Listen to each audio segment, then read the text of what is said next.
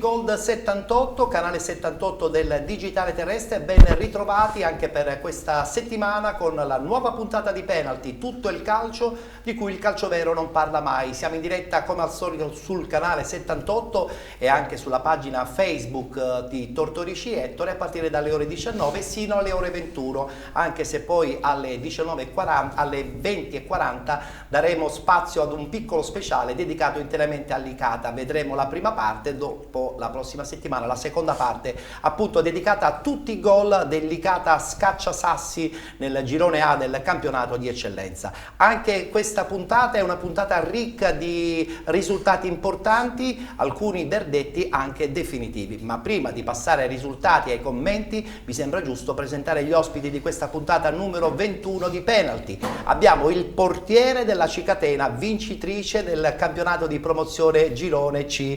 Salve Alessio. Buonasera. No, Alessio, sì, Alessio, giusto. Come stai, Alessio? Tutto bene. Ben contento, no? Ci eravamo visti qualche mese fa con tanta speranza. Dopo la partita del Bronte. Perfetto, e da lì poi è partita una lunga cavalcata che vi ha trascinati direttamente nel campionato di eccellenza, che è un campionato difficilissimo.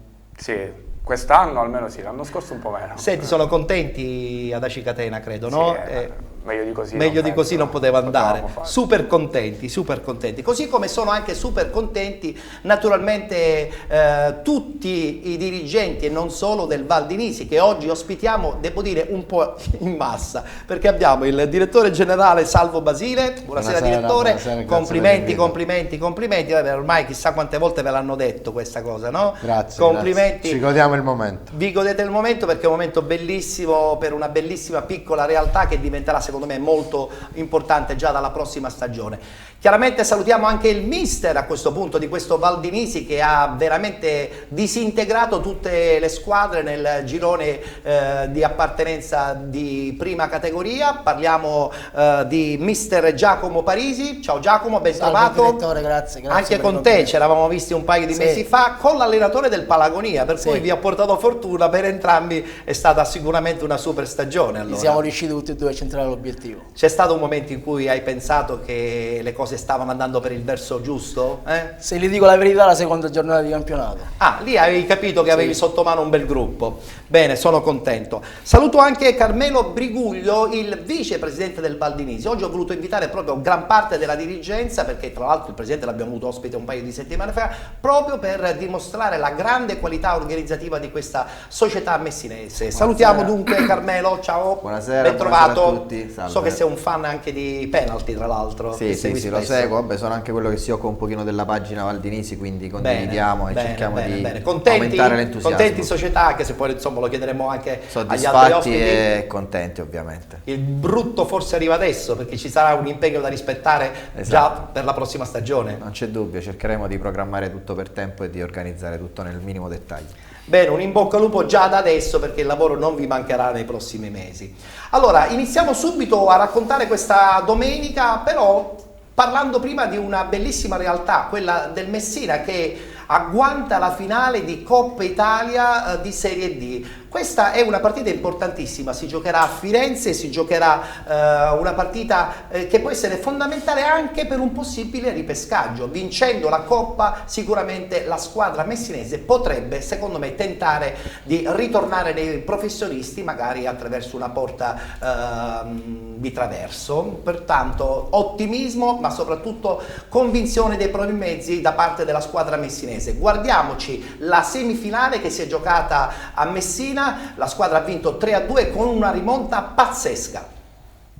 3 aprile 2019, il tempo degli scherzi è passato, amici sportivi, è tutto vero, torna a tingersi di giallorosso il Franco Scoglio di Messina in occasione della sfida valevole per la semifinale di ritorno Coppa Italia Serie D. La CR Messina ospitava il Real Giulianova, partita che in riva all'Adriatico terminò per 1-1 nella gara d'andata, concedendo un lieve favore alla compagine peloritana, che dopo essersi scrollata di dosso le paure e aver allontanato lo spettro dei play-out in campionato, vuole regalare ai propri tifosi la gioia della finalissima di Firenze.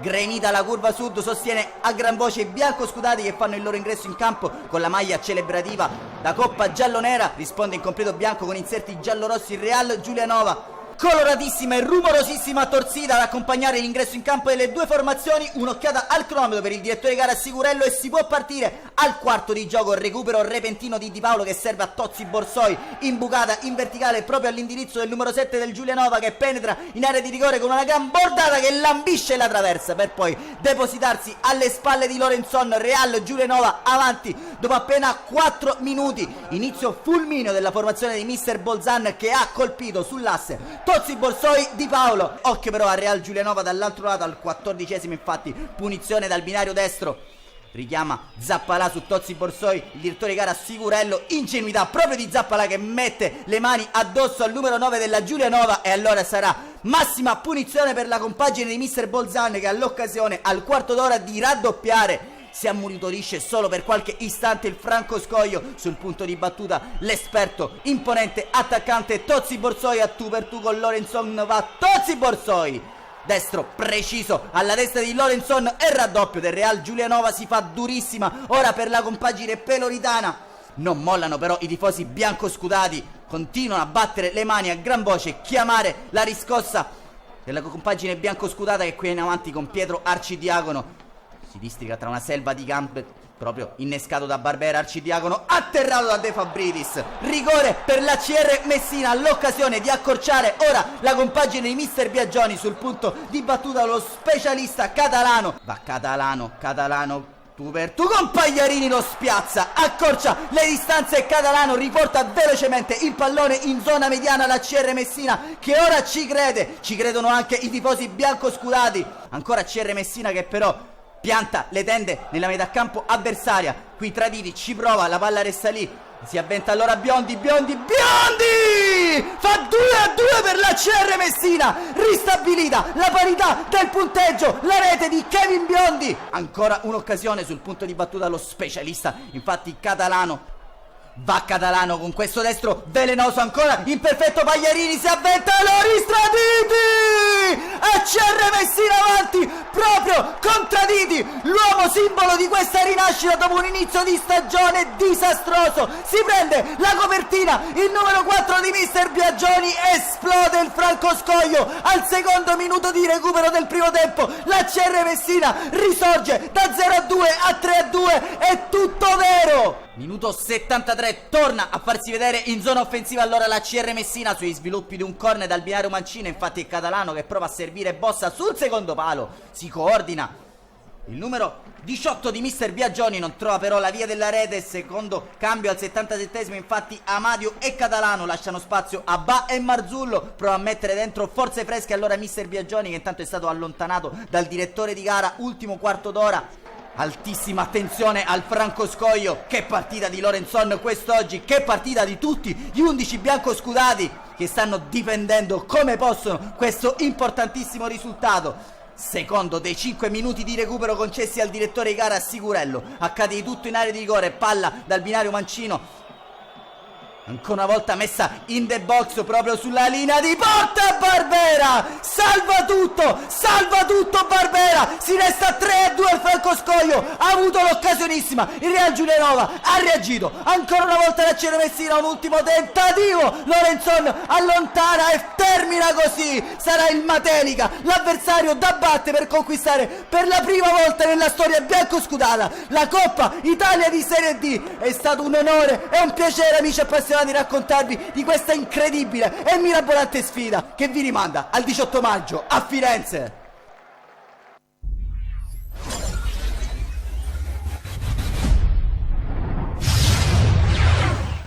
Giocarsi una finale è sempre molto importante, quindi un in bocca al lupo alla squadra messinese. Una vittoria potrebbe secondo me lanciarli verso i professionisti, ma sentiamo un po' il parere anche dei nostri ospiti. Allora Alessio, come vedi questa partita contro la Maritese? Sarà una partita da prendere con le pinze proprio perché è sempre una finale. Sì, no, vabbè, queste sono sempre partite a sé quando giocate come partite singole, impostate in questa maniera. Ce la può fare il Messina? Ma sì, con la squadra che c'ha, non penso possa avere problemi. Anche perché insomma di questa paritese si conosce ben poco sicuramente. No, non credo possa avere problemi. È vero. Direttore Basile, è un Messina che a questo punto si è rilanciato dopo un inizio veramente zoppicante di stagione, ha recuperato in extremis e probabilmente già una sicura certezza matematica di rimanere nel campionato di Serie D e si giocherà questa chance prospettiva professionisti. Sì, manca poco per raggiungere l'obiettivo che forse non era prefissato all'inizio di stagione, però quando si cambiano programmi in corso è sempre difficile raggiungere la meta. Auguriamo al Messina di andare nei professionisti, anche perché anche tutta la provincia ne trarrebbe vantaggio, perché una piazza nei professionisti fa sempre comodo. Assolutamente. Sì. Una cosa piacevole è stata vedere di nuovo lo stadio con un po' di gente, visto l'assenza. È vero. Mister Parisi, sarà una partita tattica, perché volendo sulla carta sono due squadre che non si conoscono, per cui si giocherà probabilmente un po' a carte coperte all'inizio, poi si tenterà il tutto per tutto. Certo, partiamo dal presupposto che le finali hanno una storia a sé, storie particolari, conta poco la qualità delle squadre.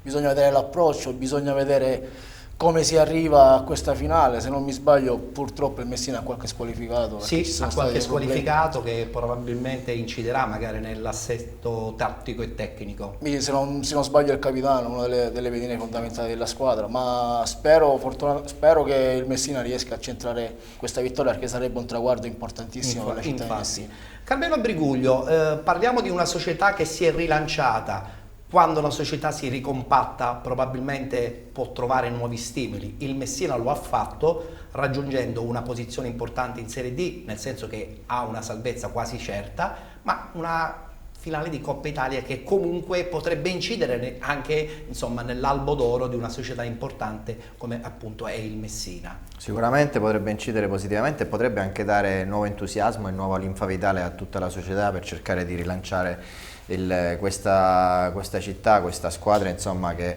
merita di stare sicuramente in categorie superiori, sia soprattutto per i tifosi, perché hanno un seguito impressionante che nonostante tutte le vicissitudini ha cercato sempre di seguirla e di portarla avanti. E soprattutto, come ha detto il direttore, spinge un'intera provincia a cercare anche per noi società più piccole è sicuramente un indotto interessante, no? Perché può dare molto anche a noi. Abbiamo parlato di Serie D, guardiamo subito il tabellino di questa 13ª giornata di ritorno, oggi domenica 7 aprile, questi i risultati: Città di Messina batte Aciriale 2-0, Nocerina batte Bari 1-0, Portici batte Cittanovese 2-1, Castrovillari batte Locri 3-0, vittoria della Palmese 3-2 con il Marsala, Troina batte Messina 1-0, Igea Virtus Rotonda 0-0, San Cataldese batte Roccella 4-0 ed infine vittoria fuori casa a Gela della Turris per 1-0.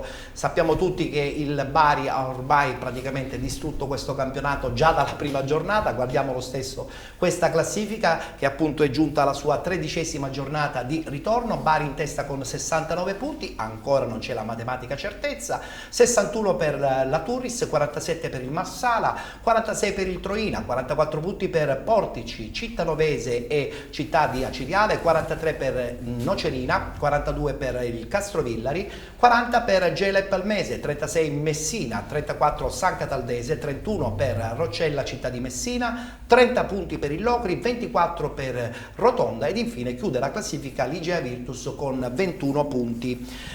Guardiamolo subito il tabellino della prossima settimana, si giocherà naturalmente domenica 14 di aprile, gli incontri sono i seguenti: Aciriale Castrovillari, Turris Città di Messina, Marsala Gela, Locri Igea Virtus, Messina Nocerina, Cittanovese Palmese, Bari Portici, Rotonda Roccella ed infine San Cataldese Troina. Oggi vorrei parlare un po' del Marsala, lo voglio fare con il direttore Basile, perché questo Marsala, dico sempre, non era pronosticato altissimo in classifica. e invece poi alla fine ha fatto una bellissima stagione, inaspettatamente si trova altissimo in classifica, con buona prospettiva anche di entrare nei playoff, che comunque sono sempre un terno al lotto. Certo, ma guardi, questa è la testimonianza che il calcio non è una scienza esatta, pertanto a volte costruire squadroni non è sufficiente per raggiungere gli obiettivi. Occasione è di Marca Locale con il pallone che arriva a Candiano, bello il colpo di tacco a servire Balistreri, pallone alto sopra la traversa, ci ha provato subito. E insieme a tutta la dirigenza e a tutti i giocatori si può fare bene anche essendo leggermente inferiori dal punto di vista calcistico. Tra l'altro Marsala, sappiamo tutti, è una piazza importantissima, ha fatto insomma la Lega Pro per moltissimi anni, ogni tanto ha degli alti importanti, poi ha delle debacle pazzesche, ma risale di nuovo e riconquista sempre categorie. Purtroppo questa è una prerogativa che in Sicilia è fondamentale, accade in molte piazze. Auguro il meglio al Marsala. Benissimo, benissimo. Allora, in bocca al lupo alle squadre siciliane che si stanno ben comportando anche nel campionato di Serie D. Certamente l'Igea Virtus è quella che sta soffrendo e probabilmente abbandonerà questa categoria dopo qualche anno. Voltiamo pagina, perché è importante parlare del campionato di eccellenza, perché come tutti ben sanno, insomma, oggi soprattutto nel girone B si è giocato uno scontro importantissimo.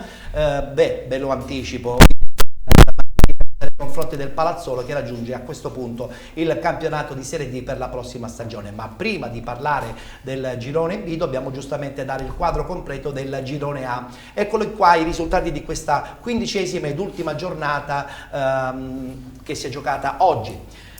Alba Alcamo batte Città di Sant'Agata 2-1, Gescal batte Geraci batte Cus Palermo 2-1, Caricattì batte Dattilo Noir 2-1, Licata batte Mazzara 9-2, Nuova Caccamo batte Castellammare 2-0, Mussomeli batte Partinica Audace 3-0, vittoria della Parmonval 2-1 con il Castelbuono ed infine vittoria del Pro Favara a Marsala con lo Sport Club per 2-0.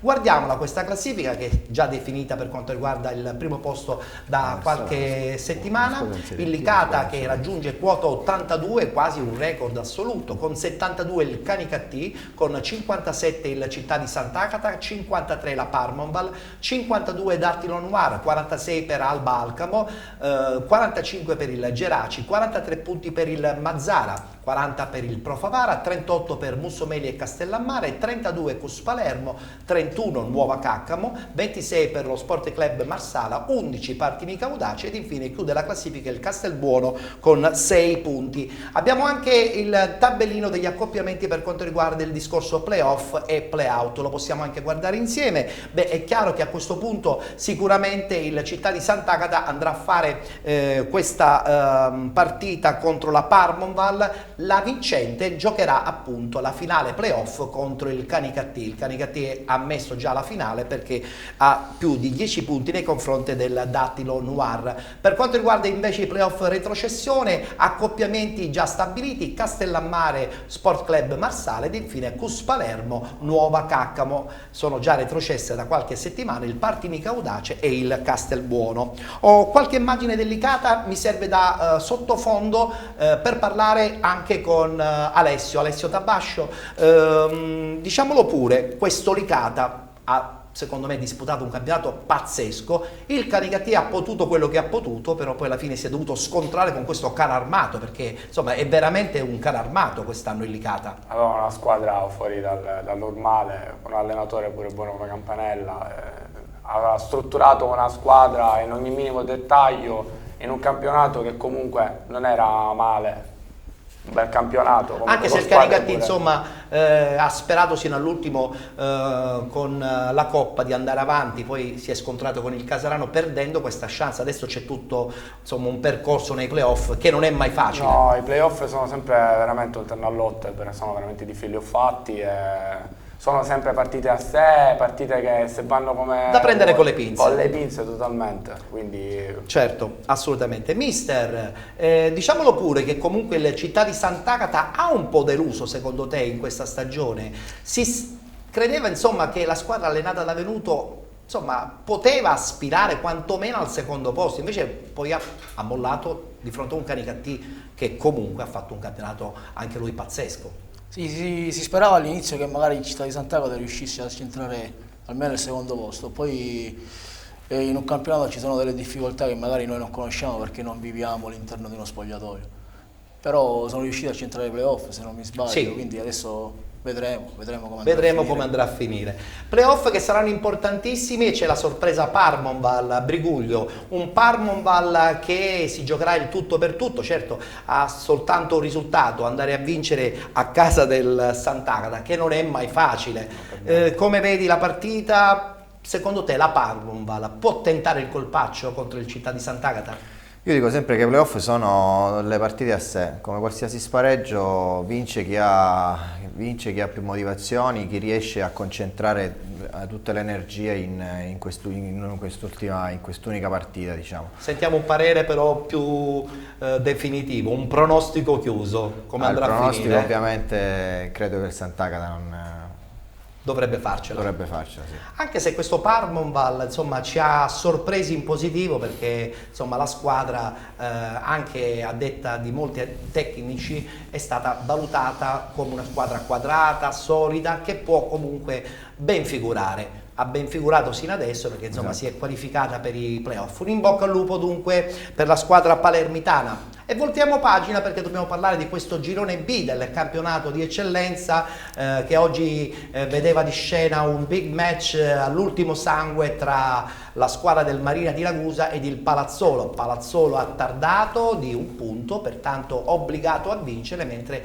il Marina in un certo senso disponeva di 2 risultati, ha addirittura vinto, pertanto il Marina raggiunge la benedetta Serie D con una stagione spettacolare, neopromossa. Lo scorso anno aveva vinto sia la Coppa che il campionato di promozione, quest'anno è arrivata in finale di Coppa di Eccellenza e addirittura ha vinto il proprio girone B del campionato di eccellenza. Guardiamo i risultati così poi li commentiamo insieme ai nostri ospiti. Real Aci Camaro 1-1, Biancavilla batte Catania San Pio X 2-0, Ionica Città di Scordia 1-1, Atletico Catania batte Paternò 2-1, vittoria del Milazzo importantissima, adesso vi spiegheremo anche perché, 5-3 contro il Santa Croce, 2-1 del Marina di Ragusa contro il Palazzolo ed infine Città di Rosolini vincente contro il Terme Vigliatore per 2-1. Guardiamo la classifica perché così abbiamo un quadro completo e vi possiamo già anticipare appunto che il Marina di Ragusa, lo abbiamo già fatto all'inizio, ha matematicamente con questa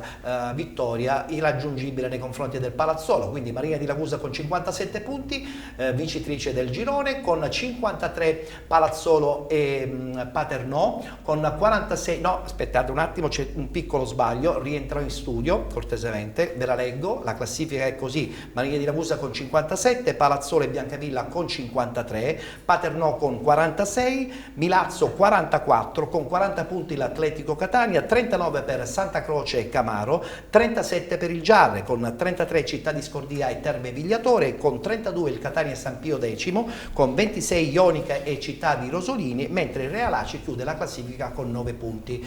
Vediamo il tabellino dei playoff e dei playout e così possiamo capire del mezzo miracolo in un certo senso anche del Milazzo, che certamente arrivando al quinto posto si andrà a scontrare contro il Palazzolo, mentre ci sarà lo scontro molto ravvicinato tra Biancavilla e Paternò. Le vincenti poi si scontreranno e cercheranno di vincere i playoff del girone B del campionato di eccellenza. Per quanto riguarda i playoff abbiamo l'accoppiata Terme Vigliatore Città di Rosolini, il Terme Vigliatore che in un certo senso si è un po' suicidato perdendo proprio contro il Città di Rosolini, che rincontrerà a campi invertiti proprio in occasione dei playoff, e l'altro incontro è tra Catania San Pio X e Ionica. Sono retrocesse, come tutti ben sanno, il Real Aci già da parecchie settimane, ma soprattutto il Real Tirrenia che dopo qualche settimana ha rinunciato al campionato.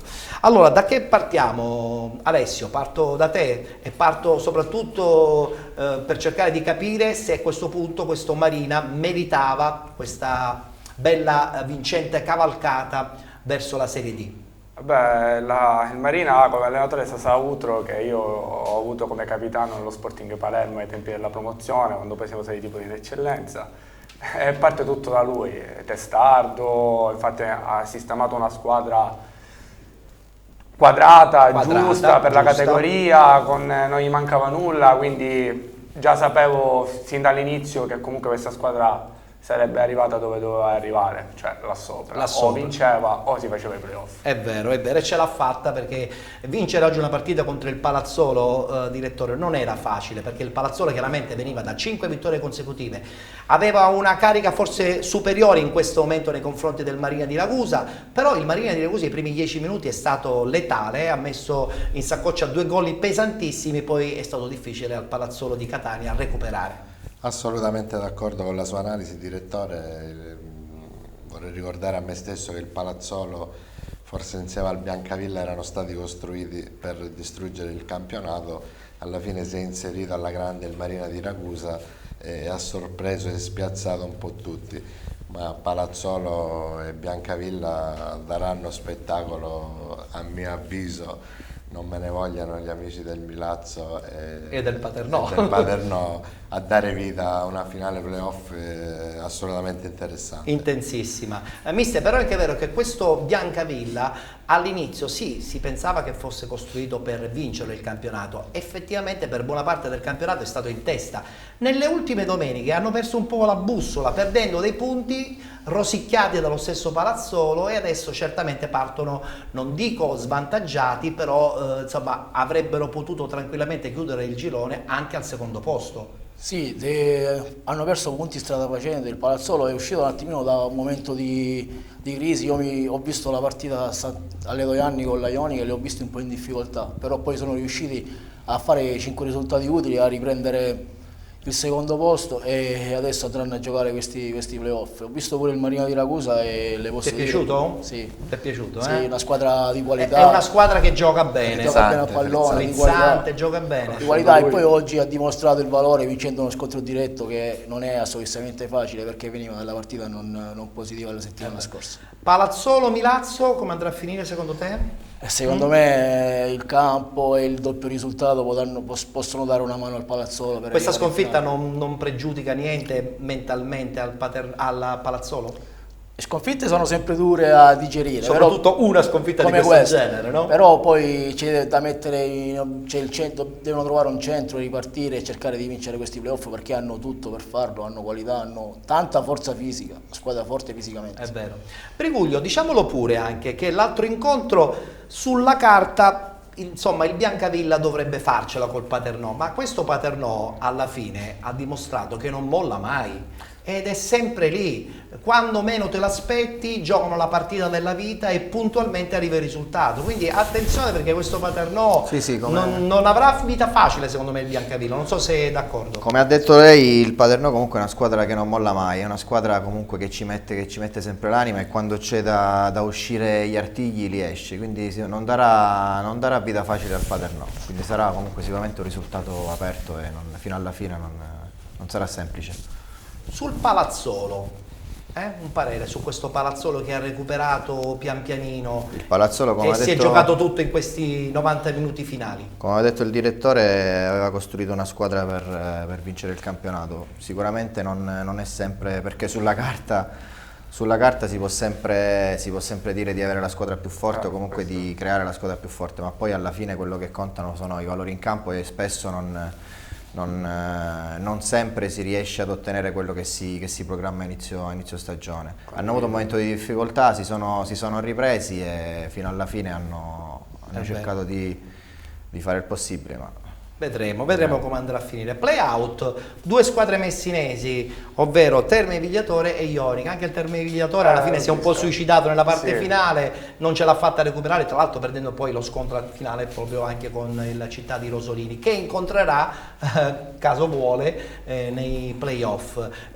Secondo te il Catania San Pio X, realtà catanese, Anastasia ha fatto un gran lavoro. Purtroppo è arrivato forse un po' troppo tardi per cercare di salvare la squadra, perché i risultati sono stati buoni, ma chiaramente più di tanto secondo me Giuseppe non poteva. No, io ho visto l'altro giorno contro l'Atletico Catania, mi sono andato a vedere la partita. Devo dire che la squadra è quadrata, messa bene in campo, poi comunque non gli manca nulla, perché c'è Giuseppe Spitaleri a centrocampo, in attacco c'è Simone Abate che a mio avviso è uno degli attaccanti migliori che c'è per la categoria. Lo conosco molto bene. Sì, pure Pensa io. un po', l'ho lanciato con la Sicula Leonzo, quindi è tutto di... Sì, È un ragazzo in gamba. Devo dire sì. Ha fatto una stagione pazzesca bellissima, quest'anno. come l'anno scorso, Ha fatto una stagione ha giocato pazzesca. poco quando siamo stati in promozione con l'Atletico Catania, Sì, è vero. però ho sempre detto, ho sempre ammirato questo ragazzo perché veramente ha doti. È uno che vede la porta, come si Sì, suol è dire. il classico attaccante che manca da tanto tempo, diciamo. È vero, è vero. Direttore della Ionica, che diciamo, i vostri vicini di casa quasi, chiamiamoli vicini di casa. Ionica che è stata una neopromossa straordinaria all'inizio della stagione, poi ha fatto qualche cambiamento, purtroppo non ha evitato i play-out, ma come andrà questa partita che diventerà importante, perché gioca a Catania?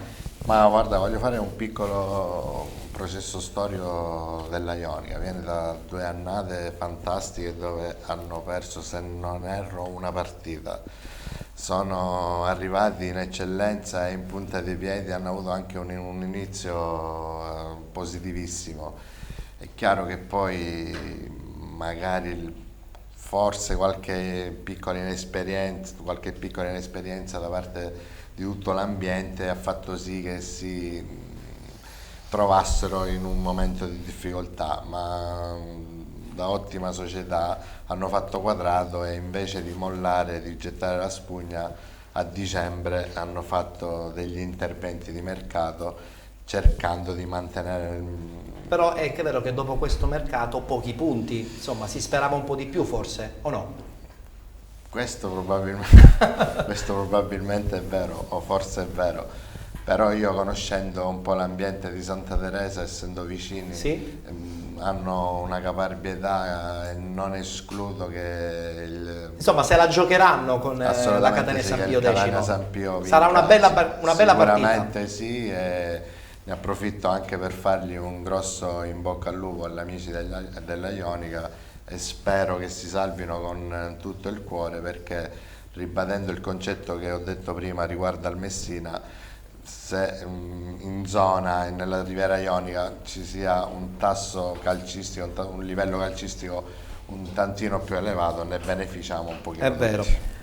Mister, ma questo Terme Vigliatore alla fine, cioè, che è successo? È crollato tutto?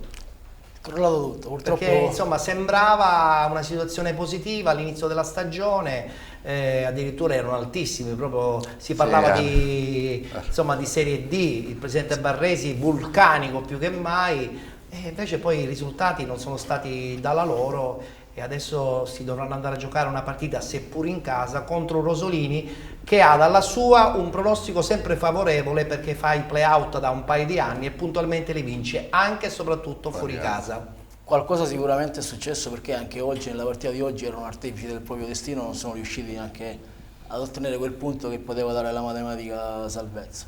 Speriamo, io ho lo stesso pensiero del direttore, perché ho lavorato un paio di anni nella Ionica e mi auguro con tutto il cuore che la squadra di Santa Teresa riesce a centrare la salvezza, perché ci sono dei ragazzi che ho visto crescere, che ho cresciuti e che adesso fanno parte della prima squadra, vari Ferraro, Sauca, Gugliotta, quindi mi auguro con tutto il cuore davvero che la Ionica riesca a salvarsi e È sempre una neopromossa, qualsiasi sia il risultato finale, comunque si è andato a giocare una salvezza anche nei play-out, è da lodare comunque, no?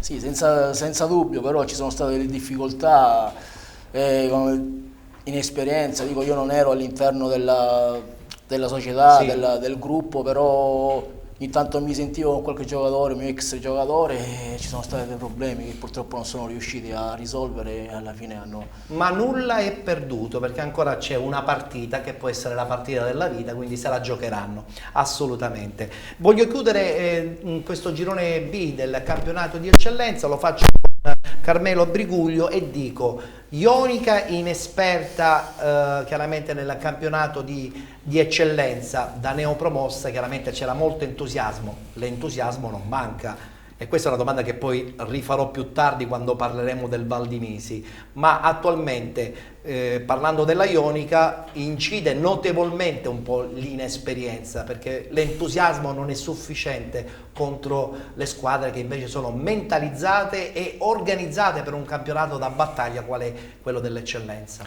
Io dico sempre che l'entusiasmo non basta se non c'è la giusta programmazione e spesso comunque uno si trova a fare un salto di categoria in una categoria in cui non è mai stato, come sarà per noi l'anno prossimo. E spesso magari sottovaluti proprio la categoria e sottovaluti anche l'esperienza di squadre che ormai sono consolidate, che hanno fatto diversi campionati proprio nella categoria di appartenenza. E magari pensi che possa essere più semplice o comunque... Solo l'entusiasmo non è solo sufficiente. l'entusiasmo spesso non basta. Io non voglio dire assolutamente che la Ionica non abbia programmato, però magari gli è mancato ovviamente quel pizzico di esperienza per poter affrontare il campionato nel giusto modo. Sì. Beh, insomma, un in bocca al lupo a tutte le 4 squadre che lotteranno nei play-out e soprattutto anche a quelle che invece tenteranno il salto di categoria con i play-off che saranno intensissimi. Ci dobbiamo fermare, chiudiamo la prima parte dunque della nostra trasmissione, non scappate, non cambiate canale, rimanete sul 78 di Gold 78, tra poco nella seconda parte parleremo di promozione, parleremo di prima categoria, parleremo chiaramente del Val di Risi, ma parleremo anche della Cicatena, 2 squadre che quest'anno sono state protagoniste del calcio dilettantistico.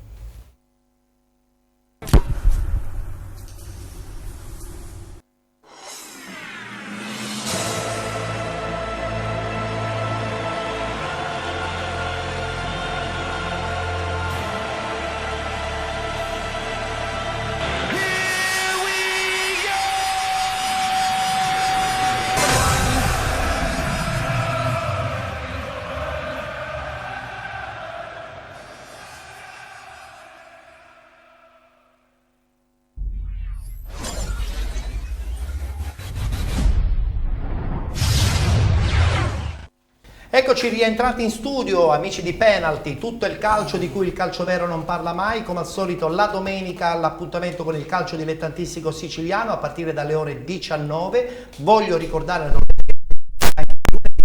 in questo caso lunedì a mezzanotte. Siamo anche in diretta streaming naturalmente sulla pagina Facebook Tortorici Ettore e siamo in onda anche in replica il martedì a partire dalle 20:30 alle 114 di Persona TV.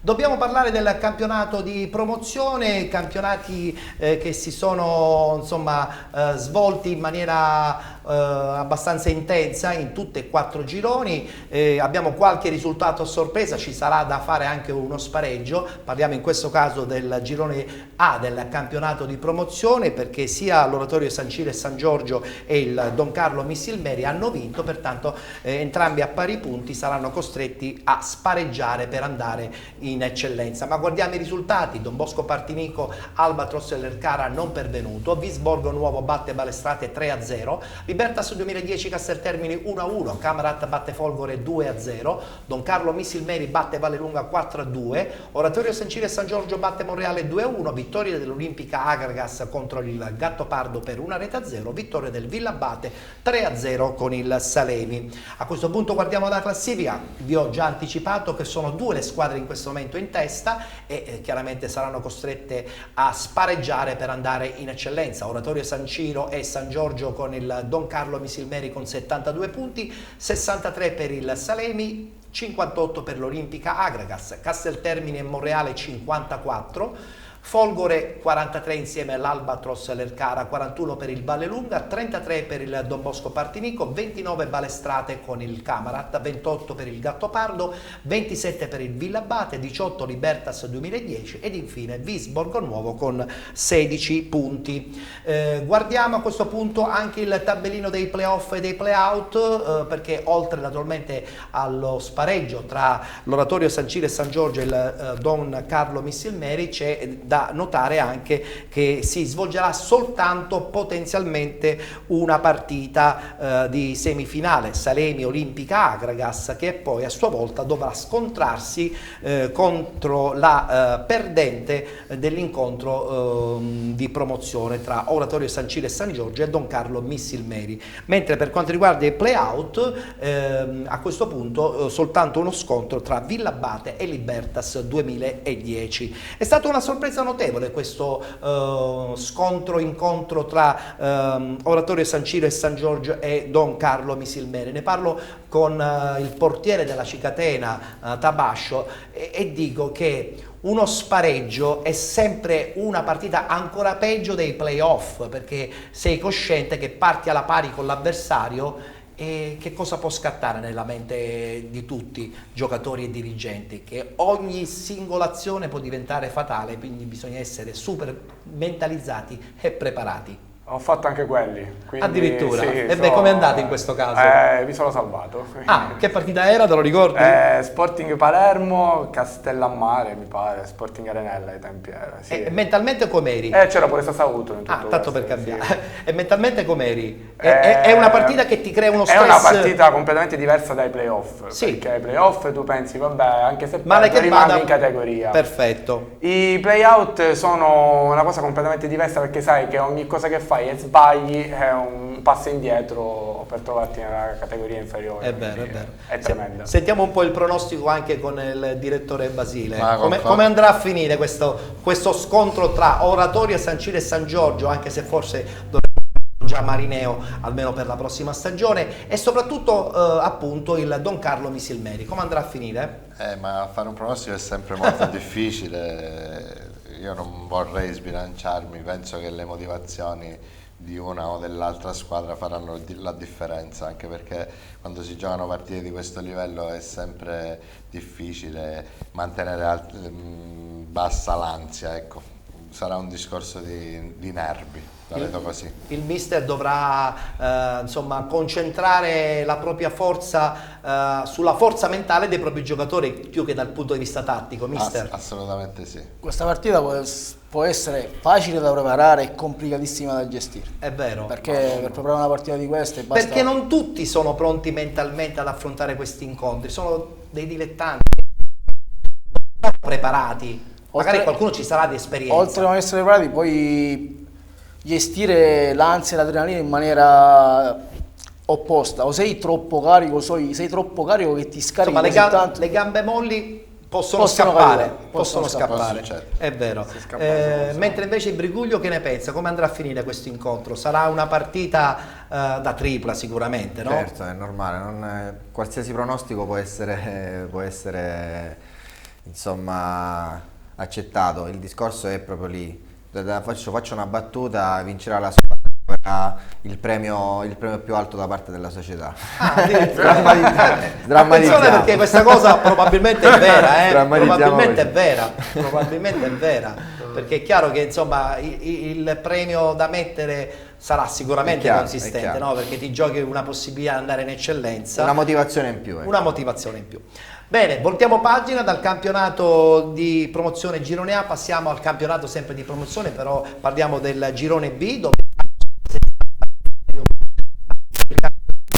raggiunge il meritato campionato di eccellenza già dalla prossima stagione. Guardiamo i risultati di questa 15ª ed ultima giornata. Sinagra batte Bagheria 3-0, Gioiosa batte Città di Gangi 2-1, Lascari batte Due Torri 3-2, Città di Casteldaccia batte Milazzo 2-0, Acquedolci batte Altofonte 1-0, vittoria della Sant'Angiolese 5-1 con la Torre Novese, vittoria della Cefaledium 3-0 contro il Rocca di Caprileone, ed infine Sant'Anna batte Acquedolcese 6-5. A questo punto si ha un po' il quadro completo anche della classifica e dei playoff e dei playout. Guardiamo la classifica. La Cefaledium, abbiamo detto che già dalla scorsa settimana ha vinto il campionato matematicamente, 69 punti, 65 per l'Acquedolci, 56 per il Sant'Anna, 54 per il Gangi, 53 per la Sant'Angiolese, 45 Torre Novese, 43 Milazzo, 40 Sinagra, 36 per il Bagheria, 35 Acquedolcese, 32 per il Due Torri, 31 per Lascari e Rocca di Caprileone, 29 per il Città di Casteldaccia, 28 il Gioiosa, 25 punti per l'Altofonte. C'è un incastro a questo punto per quanto riguarda gli accoppiamenti dei playoff e dei playout. Guardiamo il tabellino, perché ci sarà chiaramente uno scontro prima tra il Sant'Anna e il Città di Gangi, che chiaramente darà modo ad una delle due squadre poi di giocare la finalissima con l'Acquedolci, che che è arrivato al secondo posto, mentre per quanto riguarda i play-out retrocede direttamente l'Altofonte con i suoi 25 punti. Lo scontro per non retrocedere sarà tra il Città di Casteldaccia e il Gioiosa. Una battuta la facciamo sul Cefaledium, ormai da parecchie settimane lo faccio sempre con i nostri ospiti, perché credo che sia stato un piacere ritrovare Cefalu in categorie importanti. Iniziamo con Alessio, che conosce bene il Palermo, signor De Caro di Agrigento, ed è un ambiente abbastanza carico, no? Cefalu ha una tradizione, ritorna prepotentemente in eccellenza, credo che sia una bella vittoria un po' per tutta la provincia. Sì, io ci sono passato prima Ci hai pure giocato, no? No, ci sono passato prima di scegliere poi Enna, perché mi volevano pure là, ma poi ho scelto di stare a Enna in eccellenza. Cefaledium che comunque ha adesso una mentalità secondo me vincente, perché c'è tutto un paese che adesso nuovamente spinge la squadra. Sì, no, è per questo, la forza sta anche qua. In queste squadre sono i paesi che ti stimolano e ti portano ad andare avanti e a fare cose positive. È vero. Paese che diventerà fondamentale anche per il Valdinisi o la Valdinisi, questa poi è una cosa che chiariremo dopo perché è giusta la sua nota, però prima di parlare della Valdinisi parliamo appunto della Cefaledium. È un piacere ritrovare questo Cefalu, secondo me già protagonista per la prossima stagione. Ma sicuramente Cefalù è una piazza che merita quantomeno l'eccellenza, e a prescindere dai risultati calcistici penso che la vittoria maggiore l'abbiano raggiunta nel momento in cui sono riusciti a portare un'intera comunità allo stadio come i vecchi tempi e come non si faceva da anni. Colgo l'occasione per salutare un carissimo amico che gioca nella Cefaledium, Gaetano Lococo, che col suo arrivo a dicembre ha contribuito tantissimo a spingere la squadra in hanno una bella squadra comunque, nomi importanti, nomi di grande qualità. Lo scontro playoff Sant'Anna Città di Gangi, come andrà a finire, mister Parisi, come andrà a finire? Perché poi dopo la vincente giocherà con l'Acque Dolci, la finalissima.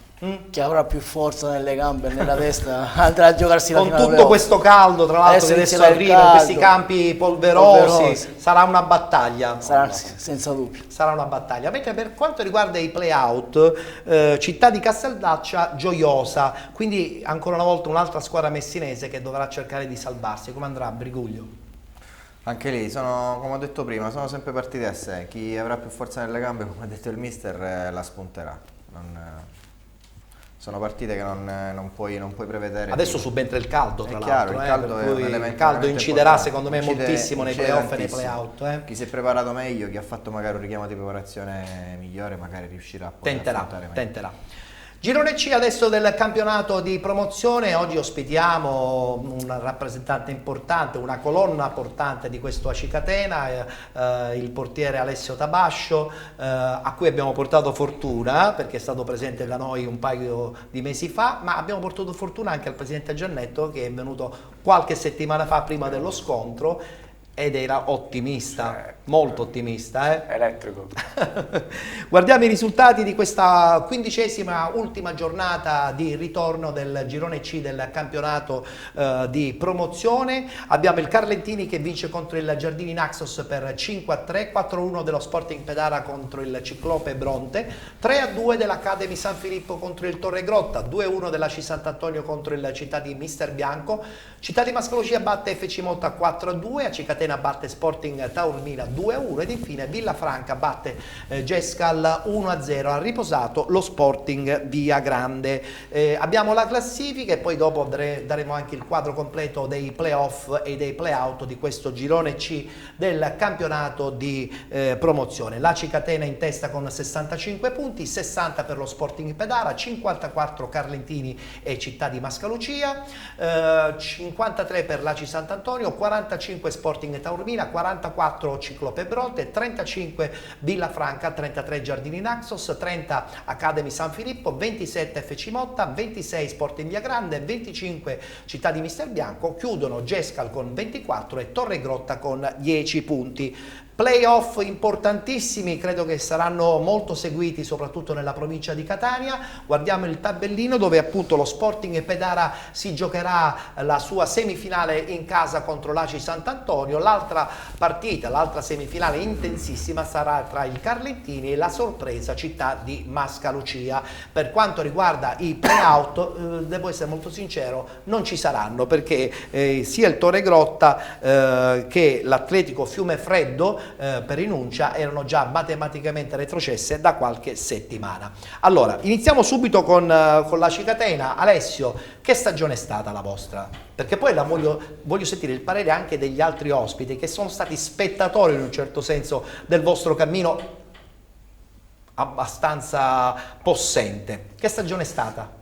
Fantastica, devo dire, bene. è stata bella da tutti i punti di vista, calcistici, comunque dal punto di vista anche personale, con i compagni, col gruppo, tutte cose. Vi volevo levare un sassolino dalla scarpa che me lo sto tenendo qua. Che è successo? In pratica ho seguito questa trasmissione sempre, Sì. abbiamo avuto anche, sono venuti anche dirigenti del Pedara, Sì. dirigenti, Beh, la nostra è un palcoscenico per tutti. Infatti, dico, ho sentito parecchie volte dire che la Cicatena non è stata costruita per vincere il campionato. Ed è vero, non è stata costruita per vincere il campionato. Quindi allora doppiamente contenti. E quindi volevo dire che non è stata costruita per vincere il campionato, erano le altre squadre costruite per vincere il campionato. Voi l'avete vinto e loro si giocheranno i playoff. Ok, volevo dire solo questo, bene. perché me la volevo levare, non ce la facevo più. I tifosi impazziti.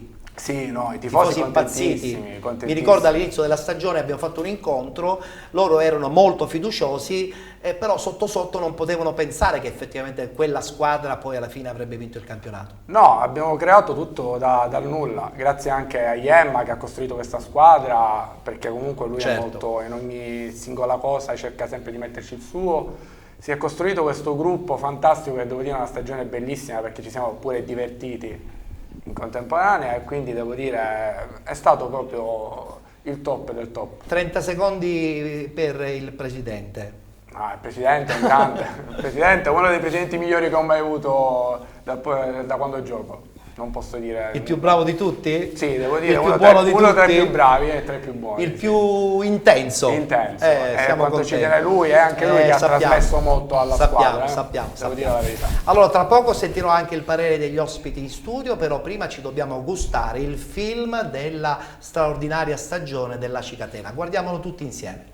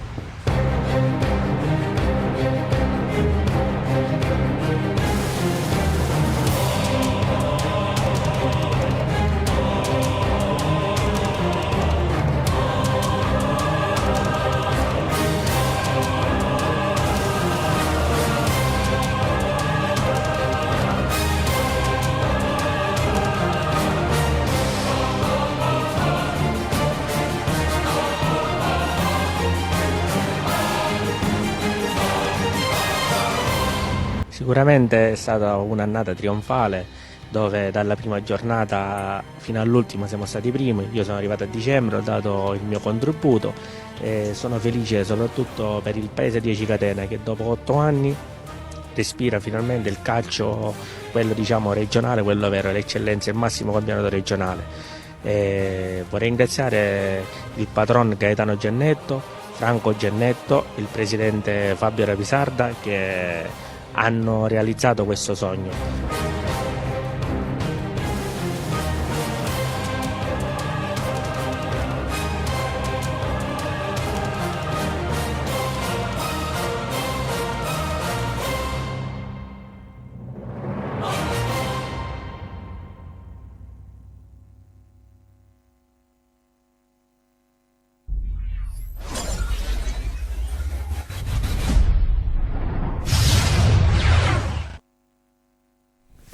Complimenti dunque alla Cicatena, complimenti ai dirigenti, complimenti ai tecnici, complimenti a tutto lo staff, complimenti ai giocatori, insomma una stagione trionfante e adesso ci saranno i playoff che saranno sicuramente molto interessanti. Sentiamo un po' il parere dei nostri ospiti, iniziamo con il direttore Basile. Allora, a Cicatena che entra di diritto a piedi intensi nel campionato di eccellenza per la prossima stagione, il bello viene mangiando, perché ad Cicatena insomma hanno un palato fine. Si accontenteranno di fare un campionato medio in eccellenza? Io non credo. Ma Cicatena è una piazza che non ha bisogno di presentazioni, hanno avuto una squadra sempre ad alti livelli, hanno fatto la D per diversi anni, sono ripartiti da quella partita che voglio ricordare per noi. Hanno fatto con voi l'ex ACI San Filippo, la finale playoff la scorsa stagione. Sì, la stessa proprietà, abbiamo avuto la sfortuna di incontrare l'anno scorso e a 3 minuti dalla fine eravamo sopra, poi abbiamo pareggiato. Il calcio è bello per questo, no? Imprevedibile sino all'ultimo istante. Assolutamente sì, è quello che ci fa poi intestardire a ricominciare ad avere più voglia di prima. Cicatena è una piazza dove la tifoseria è stata sempre calda, gli auguro le migliori fortune. L'appetito viene mangiando, chissà cosa succederà, si organizzeranno perché ad Cicatena insomma ci credono anche per la prossima stagione. Mister, invece parliamo dei playoff, perché sono 4 squadre che non vogliono assolutamente mollare facilmente. Il secondo posto quest'anno appannaggio dello Sporting Petara, che giocherà probabilmente il playoff più difficile con l'ACI Sant'Antonio. Qui sono tutti si può dire quasi dei derby, sì. Quindi sono delle partite complicate da gestire, però allo stesso tempo belle da preparare. Voglio un pronostico, mister, un deciso. pronostico è complicato, io mi gioco una tripla. Attenzione, perché lo Sporting Petara chiaramente ha 2 risultati su 3, pertanto parte leggermente avvantaggiato, però l'ACI Sant'Antonio con mister Torrisi insomma non sarà facile da battere. Senza dubbio. Vedremo cosa succederà. L'altro incontro è tra le 2 rivelazioni, Briguglio, Carlentini e soprattutto il Città di Mascalucia, che a detta di tutti è stata veramente la sorpresa, perché il direttore Costa ha fatto una squadra interessantissima, hanno cambiato allenatore nel momento giusto, 4-5 elementi importanti cardine all'interno del Mascalucia, e alla fine è diventata la squadra ad orologeria in questo girone, perché poteva anche vincere e poteva anche perdere, però la posizione conquistata nei playoff è importante. Io credo che ci sia sempre una squadra ogni anno rivelazione di qualsiasi campionato. Il Mascalucia quest'anno ha fatto questo, diciamo, ha avuto questo ruolo. Se la giocherà e sarà sicuramente una bellissima partita. E avrà le carte, può avere le carte regolari. Che pronostico diamo? Vittoria del Carlentini a 2 risultati su 3 chiaramente. Esatto, perché comunque c'è il pareggio sempre per... E poi c'è lo scontro finale, perché poi dopo si devono incrociare. Chiaro. Insomma, sarà un terno all'otto anche, sì, esatto. Anche questo incontro.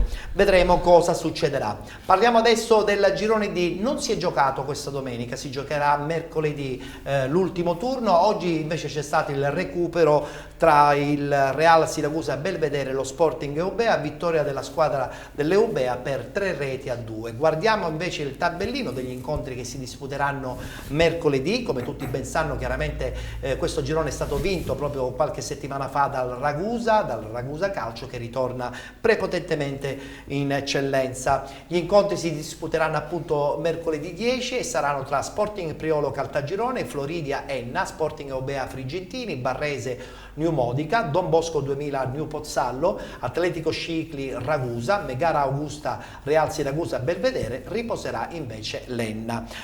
Guardiamo a questo punto la classifica, perché la classifica ci fa rendere conto anche un po' il progetto play off e play out. Ragusa Calcio con 66 punti, 58 per il Real Siracusa Belvedere, 50 per l'Enna Calcio, 49 Sporting Eubea, 46 lo Sporting Priolo, 45 New Pozzallo, 43 Caltagirone, 36 per New Modica, RG con 31 insieme al Megara Augusta, 27 per il Frigentini, 26 per il Floridia, l'Atletico Scegli con 25, Don Bosco 2000 con 20 ed infine Barrese con 9 punti. Rimaniamo su questa classifica cortesemente, grazie ad Andrea Salerno, il nostro regista. Ragusa abbiamo detto con 66 punti, già vittorioso di questo girone, e a questo punto le altre squadre, come potete ben vedere, sono abbastanza vicini: 58 per il Real Siracusa Belvedere, 50 per l'Enna, e poi c'è questo Sporting Eubea con 49 e lo Sporting Priolo con 46. Tenendo presente anche il discorso dei 10 punti, quest'ultima giornata potrebbe risultare decisiva. Voglio sentire un po' il parere su questo Ragusa e inizio proprio con mister. Che facciamo?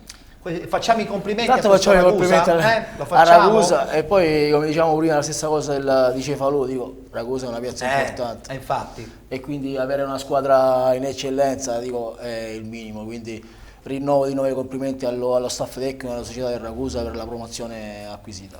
Bene, complimenti dunque a Ragusa, complimenti anche al suo direttore dinamitardo, io lo chiamo Santo Palma, però ha fatto un lavoro pazzesco. Quest'anno ha riportato in auge tutta una provincia con questo Ragusa, che è ritornata ad essere amato. Alessio, è ritornato ad essere amato anche dagli stessi ragusani, che avevano vissuto, insomma, un percorso travagliato negli anni precedenti, addirittura anche poi con la scomparsa del New Modica, che poi è diventato New Modica, del Modica che poi è diventato New Modica. Insomma, tutta la provincia stava incominciando a soffrire, adesso è ritornata in auge, prima con il Marina di Ragusa e adesso addirittura con il Ragusa, quindi nuova linfa. Di tutto, cioè eccellenza e Serie D il prossimo anno. Meglio di così si Si muove. devono dividere le partite, dice quale vado a vedere?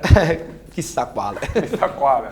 Bene, bene, bene. Siamo contenti perché amiamo la provincia di Ragusa, pertanto quando c'è organizzazione state sicuri che, insomma, i risultati prima o poi arrivano, così come arrivano le belle soddisfazioni.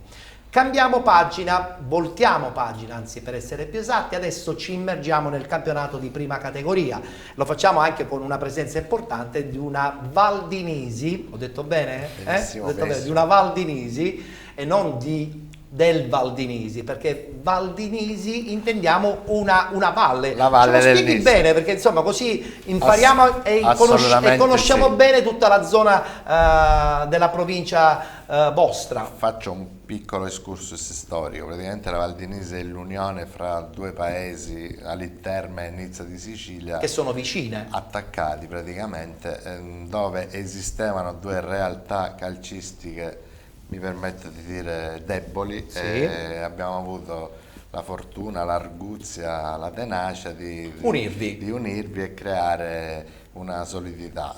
Da due debolezze abbiamo cercato di creare una forza, e fino a questo momento, facendo gli dovuti scongiuri, ci siamo riusciti. Speriamo che siamo ancora in movimento per fare qualcosina in più, Anche e perché avete il speriamo. problema del campo.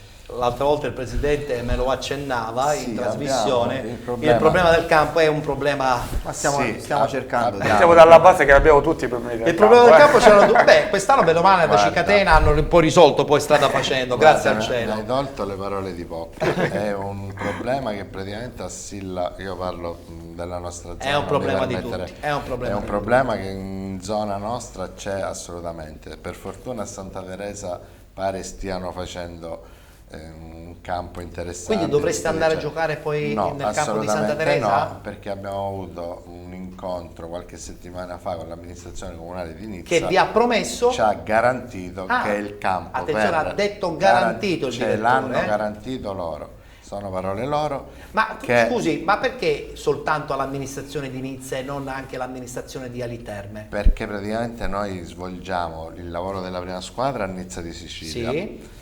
il lavoro di tutto il settore giovanile dall'interno. Ecco, stiamo imparando a conoscere questa bella realtà della Val di Nisi. Perfetto. Complimenti. Loro ci hanno dato ampie garanzie che il campo per l'inizio della stagione a venire sarà allargato. Allargato. Recinzione un po' più moderna non si può fare. Allora, perché la recinzione del bordo campo è drammatica in tutti questi campi. È inutile nasconderci dietro un dito. La situazione economica non è che lo potete italiana, fare, non credo proprio. Penso che potete fare l'amministrazione comunale. Ma ci vogliono i soldi, direttore. Lo sappiamo. Loro riescono a garantirci l'allargamento del campo e per noi l'omologazione, quindi a questo punto per giocare in promozione. Certamente, e per noi già è un ottimo punto di partenza. Speriamo sempre in un futuro assolutamente. più Abbiamo incominciato dunque a parlare della Val di Nisi, però ancora non è tempo della Val di Nisi perché tra poco vedremo anche la loro festa. Parliamo subito del girone A, appunto del campionato di prima categoria, campionato che si è già definitivamente assegnato per quanto riguarda il primo posto già dalla scorsa settimana, con l'Unitas Sciacca che seppur oggi perdendo continua ad avere matematicamente il primo posto in questo girone, quindi l'Unitas Sciacca con 53 punti. La prossima stagione un altro gradito ritorno, e qui il mister me lo può confermare, in serie superiore, in questo caso in promozione per Sciacca, che sino a un paio di anni fa faceva la Serie D. Che ne pensi, mister? Basti pensare questo. Parlavamo prima di problemi economici. Abbiamo detto tutto. Però attenzione, sì, la serie superiore, sperando che poi non si ritorna indietro, perché Sciacca purtroppo ha sofferto già da qualche anno il fatto che aveva poche possibilità per ritornare ad emergere. Il problema è proprio questo, purtroppo non ci sono più quelle forze economiche da riuscire a mantenere una squadra importante in Serie D o in Lega Pro. Abbiamo molti esempi, anche specialmente in Sicilia, come uno su tutti Messina, come avevamo detto prima.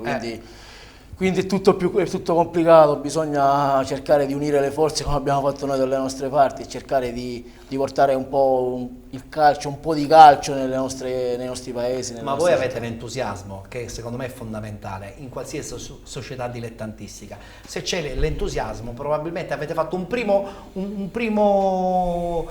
punto del vostro percorso. Se non c'è il problema è che i presidenti sono rimasti soli nelle società di oggi. Ma i presidenti devono avere i portafogli, lo so, mentre prima vivevano con i portafogli delle amministrazioni comunali. Adesso tutto ciò non esiste nel calcio dilettantistico, io lo dico questo da tanto tempo. Adesso chi vuole fare il presidente in una società del calcio dilettantistico deve prendere un po' dei propri soldi. Ma lo sai, quando abbiamo avuto il polivalente, i lavori nel polivalente li ha fatti fare e perché a questo punto è meglio farle che non farle, perché se no rischiava di andare a spendere più soldi. Ma li deve fare il presidente, non li deve fare il presidente. Certo, però è anche vero che i contributi aiutano, poi ci sono le sponsorizzazioni, anche se nel calcio dilettantistico sappiamo benissimo che sono abbastanza velleitarie. Parliamo del girone B, dove questa domenica brindiamo alla vittoria del girone della Castelluccese, che oggi addirittura non ha giocato, è stata rinviata la partita, ma è stata favorita per la sconfitta della Stefanese, che oggi ha perso 2-0 contro il Rocca Palumba, pertanto con 47 punti matematicamente nel campionato di promozione. Abbiamo qualche immagine di sottofondo di questa realtà. Ecco, questa è una realtà classica del calcio dilettantistico. Io adesso non voglio chiaramente inveire contro la Castelluccese, che probabilmente con tanti sacrifici gioca pure in questo campo.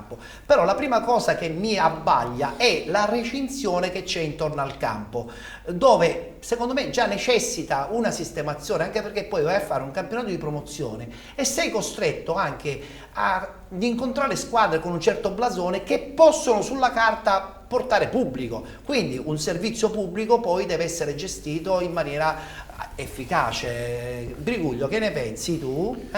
Io penso che sicuramente, come ha detto lei, queste strutture sono fatiscenti. È vero pure che, come ha detto, però squadre blasonate che vengono a giocare in questi terreni sono anche svantaggiate. Certo che sono svantaggiate, però è un'arma in più per le squadre. Anche noi quest'anno abbiamo incontrato squadre che giocavano in campi peggiori bisogna fare giocare nostri, non c'è dubbio. In campi, però le faccio un esempio. Noi siamo andati a giocare a Savonara, ci sono strutture veramente al limite. Adesso tra poco vedremo quelle immagini di quel campo. Strutture al limite. Noi come squadra primi in classifica contro la terzultima, insomma quart'ultima squadra che lotta per salvarsi, e andiamo in difficoltà. Certo, chiaro. Quindi poi non è semplice. Diventa un catino, è anche È chiaro, vero, poi però bisogna fare in modo che questi campi insomma vengono non è un po' accettabile sistemati. perché ne va proprio dello spettacolo. È vero, è vero, è vero. Parliamo del girone C adesso, dove abbiamo la nuova rinascita che vince contro l'Aquila per 3-1, vittoria che permette sempre alla squadra di Patti di continuare ad essere leader in questo girone di prima categoria. Realtà messinese, continuo ancora con Briguglio, realtà messinese che ci fanno capire come a Patti vogliono forse riprendere un discorso interrotto anche bruscamente qualche anno fa. Sì, sicuramente stanno cercando di ricompattarsi, cercare di trovare le energie giuste per ritornare insomma lì dove erano. In questo girone abbiamo il Merì che vincendo per 2-1 contro la squadra della Nuova Azzurra aggancia un secondo posto che può diventare importante in vista dei playoff. Guardiamo il servizio di Paolo Munafò. Una sfida ad alta tensione, una gara che mette in palio punti pesantissimi in chiave playoff per la 24esima giornata, terzultima di ritorno del campionato di prima categoria girone C. Merì Nuova Azzurra, seconda contro quarta in classifiche, separate da 3 soli punti. La rimessa battuta da Rappazzo, all'indietro per Squadrito, alza la testa, il numero 6 trova il solido Fugazzotto che riesce a servire molto bene Mastroianni in area di rigore. Mastroianni il sinistro, il gol del Merì, grandissima conclusione da parte di Mastroianni che ha fatto secco il guardiapali della Nuova Azzurra Crinò. Dunque Merì in vantaggio, sinistro che si è andato ad insaccare nell'angolo più lontano dove non è potuto intervenire l'estremo barcellonese Crinò. Dalla bandierina Cucei il pallone che arriva sul primo palo, palla che rimane lì, poi il destro da parte di Marcini, ancora proteste del capitano barcellonese per un altro tocco di mano. Non c'è più tempo, fischia 2 volte il signor Saccasi, va dunque all'intervallo col parziale di Merì 1, Nuova Azzurra 0. Intanto il pallone che arriva in area di rigore, Fugazzotto! Il raddoppio da parte del Merì, 2-0 dunque, dopo 2 minuti di gioco del secondo tempo è arrivato il raddoppio da parte del Merì con Fugazzotto che ha ripreso praticamente una rimessa laterale e di testa ha insaccato alle spalle del portiere Crinò, 6ª rete in campionato per Davide Fugazzotto. Attacca la Nuova Azzurra con il cross di Cuce, lo stacco di testa del numero 21 che non riesce a dare la giusta forza al pallone che finisce sulla barriera. Questa volta però arriva il fischio del signor Sacca che comanda il calcio di rigore alla Nuova Azzurra, ammonito anche Squadrito. Fischia il signor Sacca, parte Marcini con la destro, la conclusione, il pallone che finisce in rete, 17ª rete in campionato per Giuseppe Marcini, 19ª stagionale per il capitano barcellonese. Sta per scoccare anche il 95esimo per De Pallamolino. Alessio allora può andare solo in area di rigore, lo scambio con Scolaro, ancora Scolaro, arriva in aiuto Bella, prova il tiro Bella, pallone intercettato sulla linea di porta da Marchetta, non c'è più tempo, fischia il signor Sacca, vince il Merì per 2-1 e con questo successo rimane al secondo posto, si porta a quota 49 ad un solo punto dalla nuova rinascita Patti che ovviamente giocherà domani, mentre la Nuova Azzurra viene agganciata al quarto posto dalla Sparandina a quota 43 punti.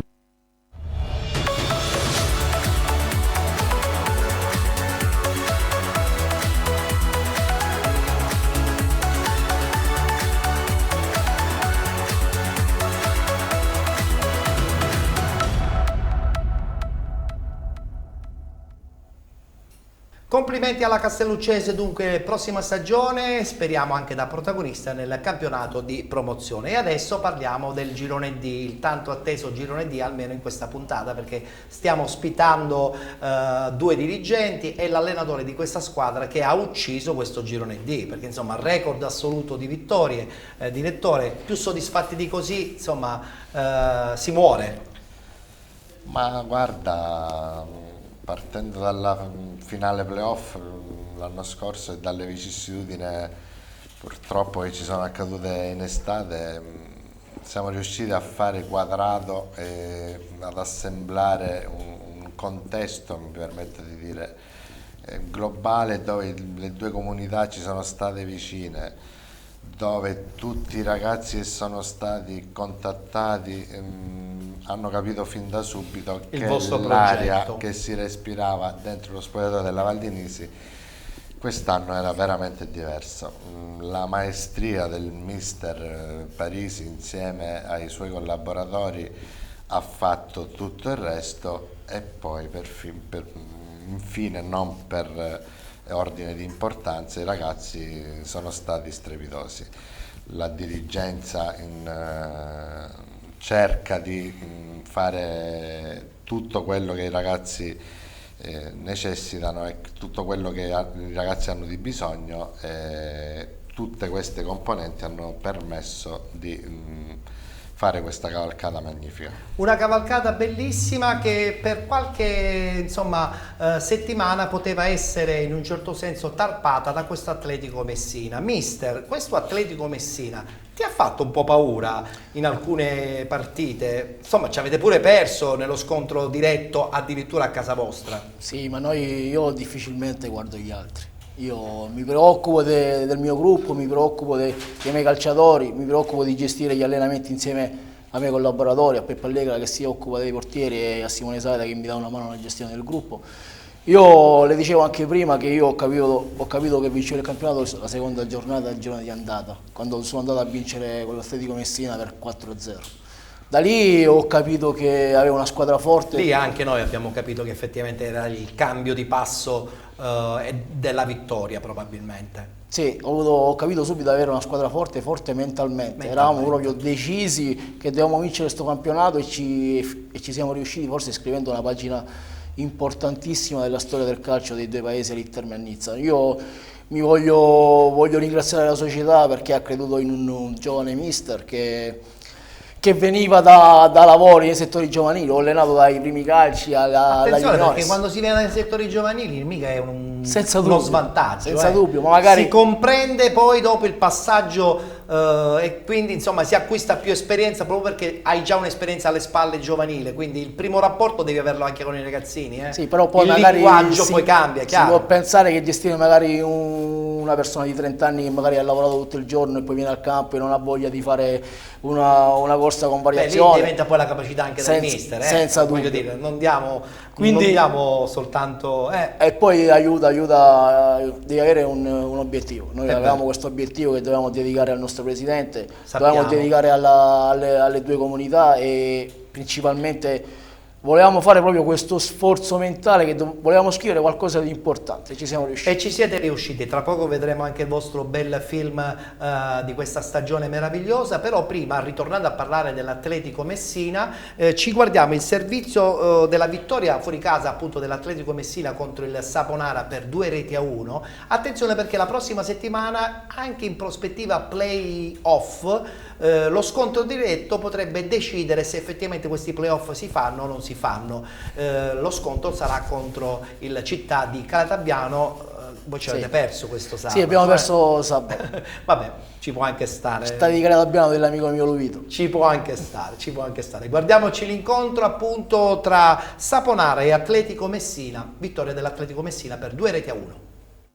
24esimo turno del campionato di prima categoria siciliana. Per il girone D l'Atletico Messina faceva visita al Filari di Rometta per affrontare il Saponara 0 contro il Santa Domenica, l'11ª consecutiva 13 se consideriamo anche la Coppa. 55 i punti totalizzati dai ragazzi di mister Naccari, che hanno mantenuto invariata la distanza dalla terza forza del girone, il Città di Calatabbiano, che nel prossimo turno farà visita al Despar Stadium. L'Atletico Messina, che ancora dal binario destro produce una buona occasione con Calapai che serve dentro De Tommasi, arriva all'appuntamento col gol sul secondo palo. Minuto 21, la spizzata di De Tommasi va a innescare in profondità Pagliaro, prova a caricare il mancino strozzato, termina alla sinistra della porta difesa da Parisi. Un minuto più tardi ci riprova l'Atletico Messina, De Tommasi rimpallato, allora Bonanno prova a rompere gli equilibri, il suo destro però risulta flebile tra le braccia di Parisi. Al 24esimo a passare in vantaggio a sorpresa il Saponara sugli sviluppi uno schema da piazzato, Sindoni va a innescare Comunale, gira col mancino, batte la Fauci, Saponara avanti a sorpresa. Al 24esimo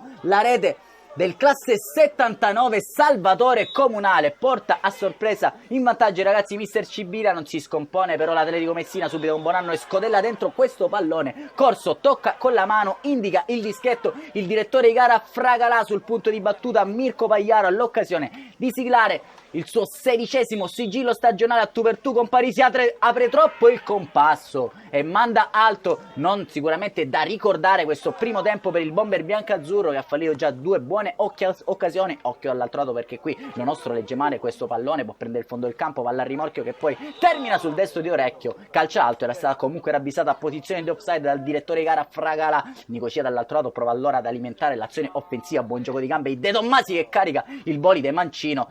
Un minuto più tardi ancora Nicosia, questa volta dal binario destro, che prova a imbeccare Soué nel cuore dell'area di rigore. La sua torsione di testa termina alta sulla trasversale. Un minuto più tardi lo stesso Soué elude l'intervento di Salpietro per bucare i cantoni di Parisi per il pareggio dell'Atletico Messina. Ousmane Soué è entrato in partita e se ne sono accorti tutti al finale di Rometta. Siamo al 66esimo, corner di Bondanno, batti e ribatti Ousmane Soué, arriva sempre prima lui sul pallone, la ribaltata l'Atletico Messina ancora una volta nel segno di Ousmane Soué. 13° sigillo stagionale per questo baby fenomeno classe 2000 che irrompe in 2 le partite dopo un primo tempo opaco. Siamo al minuto 83, continua ad offendere l'Atletico Messina, non esiste più la retroguardia del Saponaro. Qui l'ottima triangolazione da Nicosia e De Tommasi permette a De Tommasi di penetrare in area di rigore, aprire il piattone però centrale in bocca a Parisi. Alza bandiera bianca su questo ultimo tentativo di Orecchio alle stelle. Ultima rimessa laterale di Calapai, triplice fischio del direttore gara Fragalà. Game over al filari di Rometta, l'Atletico Messina ribalta l'iniziale vantaggio di Comunale per il Saponara con la doppietta. Nella ripresa del solito Ousmane Soué resta più 8 perché il Calatabbiano vince sul Valdinisi per 4 reti a te. E allora sarà una sfida all'ultimo sangue settimana prossima al Despa Stadium tra Atletico Messina e Calatabbiano.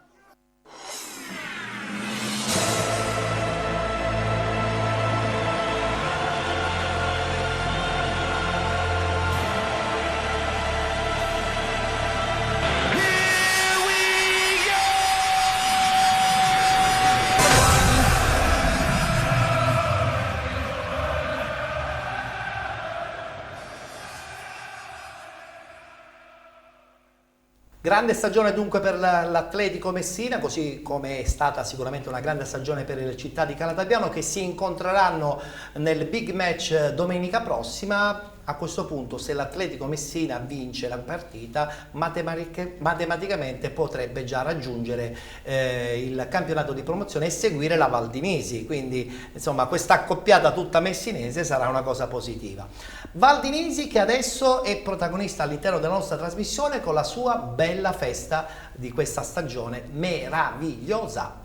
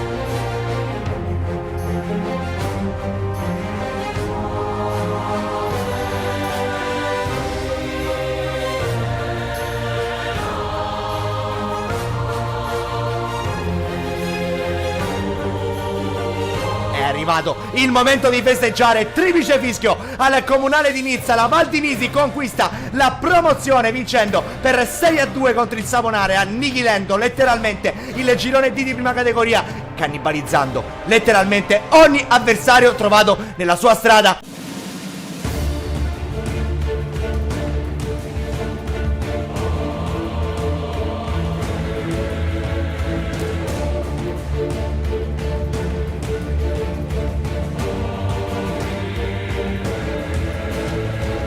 Questa vittoria, è inutile nasconderlo, la dedichiamo a una persona che forse troppo presto ha dovuto lasciare questo mondo e forse diciamo che la Riviera si è dovuta privare di una persona veramente speciale che aveva tanto da dare ancora per questi ragazzi e per questa squadra. La vittoria naturalmente la dedichiamo interamente a lui, ma è una cosa troppo scontata.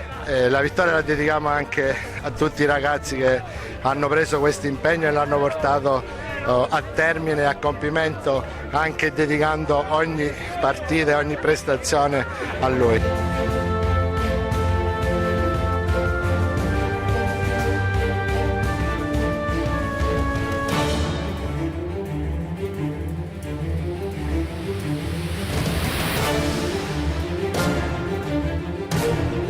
Avevo già vinto nel settore giovanile, ma vincere in questa maniera, con tutte queste persone a campo, tutti questi tifosi è qualcosa di spettacolare. È da 2 anni noi che abbiamo preparato questa giornata, l'anno scorso abbiamo perso la finale, forse vincere in questa maniera è stata ancora più bella. L'unico neo purtroppo è l'assenza del nostro presidente che ci ha aiutato tutta quest'annata a costruire questo grande sogno.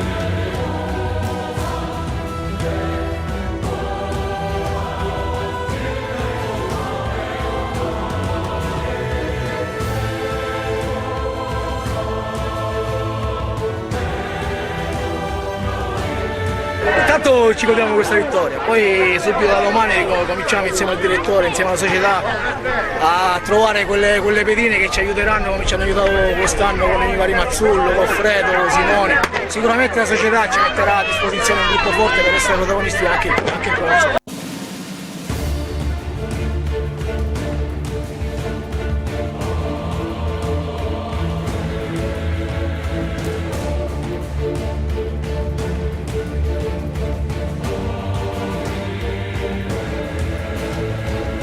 Festeggiamo questa vittoria che per noi è un traguardo comunque storico, perché questi 2 paesi all'inizio non erano mai stati in questa categoria in promozione, quindi per noi è una soddisfazione top. Sicuramente lui comunque da lassù una mano ce l'ha data e lo ringraziamo ancora oggi per tutto quello che ha fatto per noi.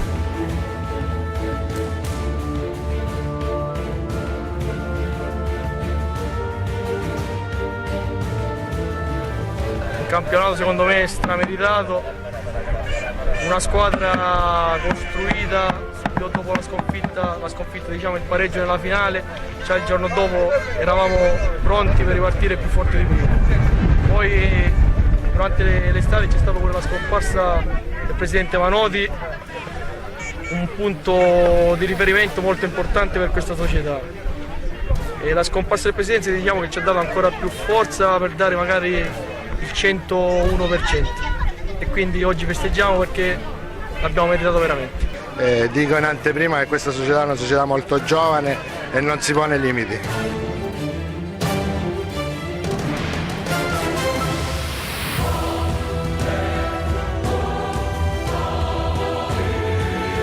Siamo fra le squadre più disciplinate della Sicilia ed è una cosa a cui noi teniamo moltissimo, il momento in cui si sente dei campi difficili eccetera. Noi siamo intanto contenti e delle condizioni ambientali buone, di spettacolo, di amicizia eccetera, e anche di quello che è stato tutto il campionato della squadra.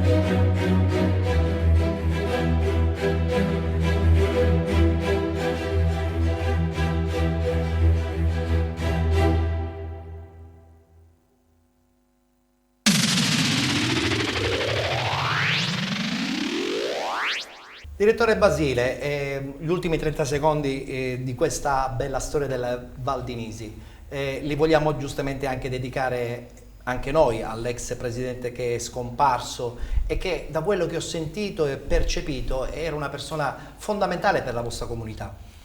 Ma guardi, come ho già detto qualche minuto fa, l'idea di unire i paesi allora non fu presa da tutti nel giusto verso, perché è normale che le novità facciano anche un po' paura, ma il nostro compianto presidente insieme al suo amico Gino Ruggeri, che è l'attuale responsabile dell'economia della Valdinisi, finanziario della Valdinisi, hanno avuto la capacità di assemblare tutti e mettere d'accordo tutti, perché loro sono subentrati in un secondo momento come una manna dal cielo e sono riusciti, diciamo, a mettere tutti d'accordo. È stato eletto il presidente in maniera assolutamente plebiscitaria e sono convinto che anche grazie, no, soprattutto grazie a lui, quest'anno le cose sono andate bene. Le cose sono andate bene anche perché le stagioni straordinarie, come le avete definite voi, non nascono per caso, ma sono oggetto di programmazione. Noi voglio ricordare a chi ci ascolta che siamo nati da soli 4 anni e in 4 anni abbiamo fatto 2 promozioni e 2 playoff persi. Allora anche per voi l'appetito verrà mangiando? Probabilmente sì. Vedremo l'ho cosa già detto e lo succederà. ribadisco, questa è una società che non si pone limiti, anche perché mi permetto di dire che siamo giovanissimi tutti quanti e che il nostro, diciamo, punto oggi di riferimento è Gino Ruggeri e il presidente attuale va diciamo, esortato perché eredita veramente una situazione molto particolare e molto complicata, quindi bravi a tutti noi che siamo stati capaci di rendere questo sogno, come è stato una giusta realtà, una realtà bellissima. Benissimo, allora vogliamo subito ricordando nel girone F di prima categoria la guerra ancora aperta tra Chiaramonte e Città di Comiso, in testa con 52 punti. Le altre 2 prossime partite decideranno a questo punto la vittoria finale di questo girone F, mentre nel girone G possiamo chiaramente a questo punto congratularci anche con l'Armerina, che vincendo 2-0 contro il CUSN di Caltanissetta matematicamente raggiunge il campionato di promozione. Quindi un in bocca al lupo alla provincia di Enna, che con il ritorno di Piazza Armerina potrà tentare anche possibilmente di vivere campionati e stagioni molto più esaltanti. A proposito di Enna, voglio ricordare un appuntamento importante che ci sarà nella settimana di Pasqua.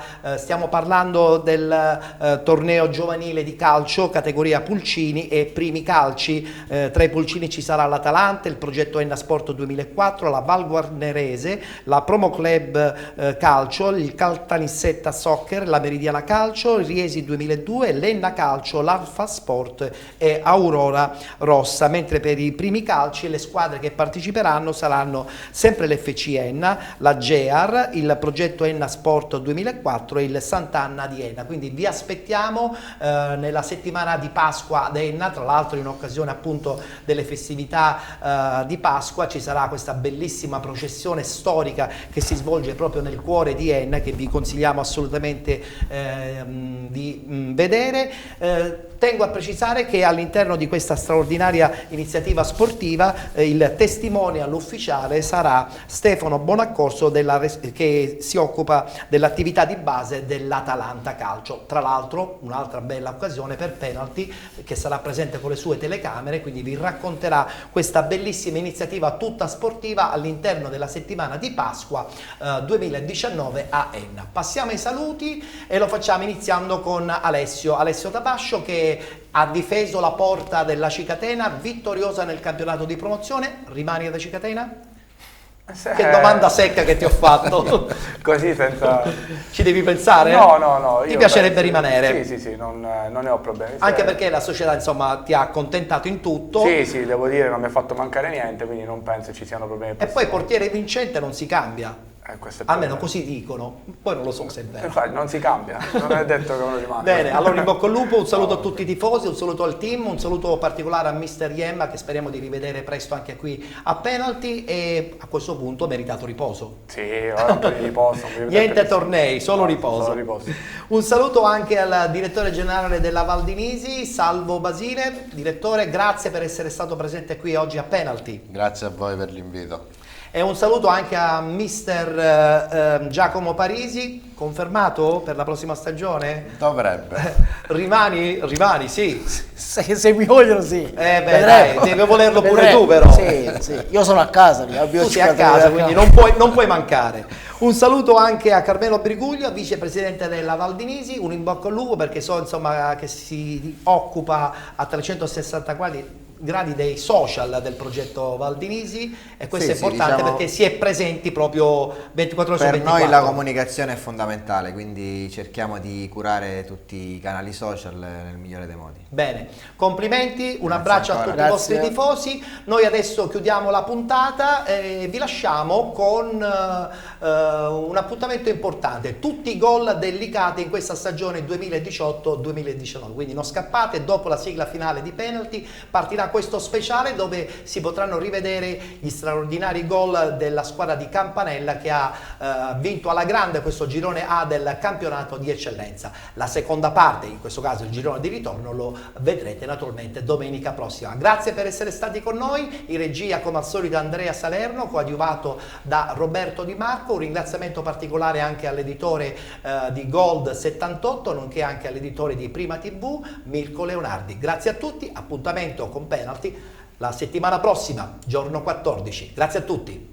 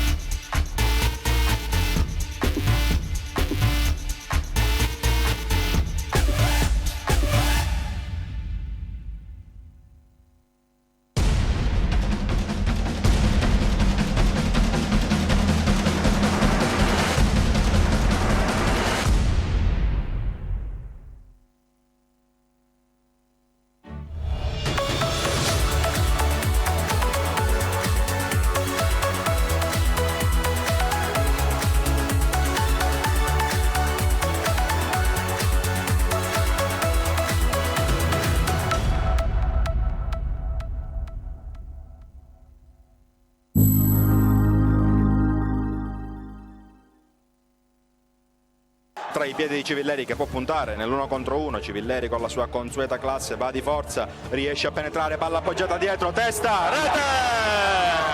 La sbloccata testa, ma mezzo gol è di Civilleri, grande giocata di Civilleri e poi testa ha postato sul primo palo, in diagonale, non ha perdonato, il Licata è in vantaggio.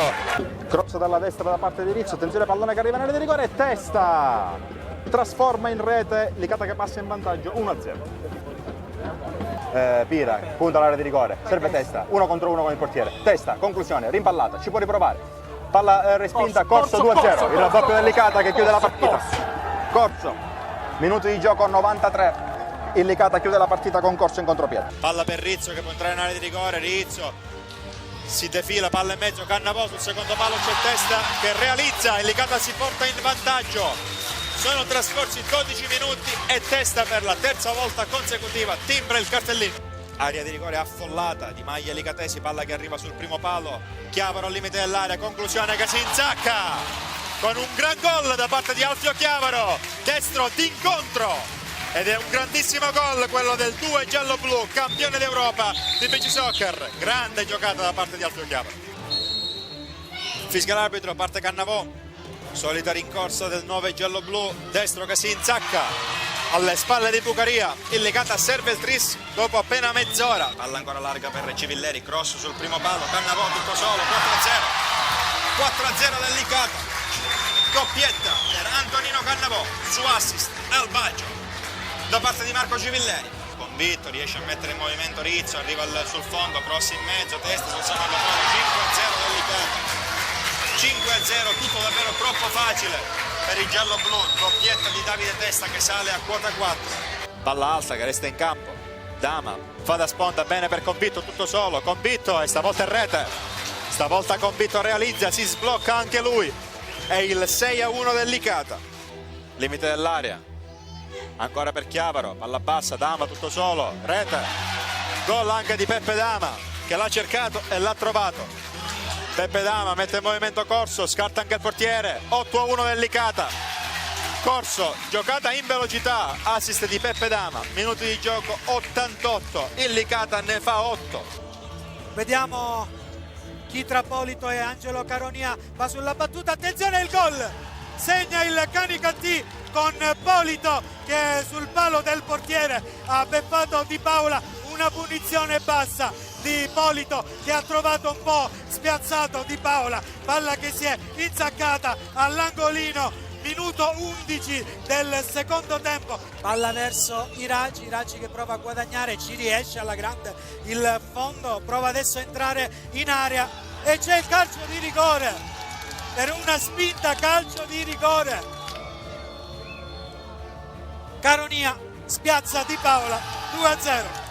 Cannavò, primo squillo e assist e cross di Convitto alla bandierina, palla che attraversa tutta l'area di rigore, resta lì, Testa si esibisce in una girata, rete, capolavoro di Davide Testa, sforbiciata vincente e il Licata la sblocca così in maniera spettacolare, ma anche per il lavoro scuro fatto per la squadra. Convitto, taglia per Cannavò, anticipo, rete, Cannavò è un gol da centravanti su assistenza di Convitto sul primo palo. Cannavò non perdona il raddoppio del Licata quando sono trascorsi 11 minuti dall'inizio della ripresa e il Licata mette in ghiaccio la sfida.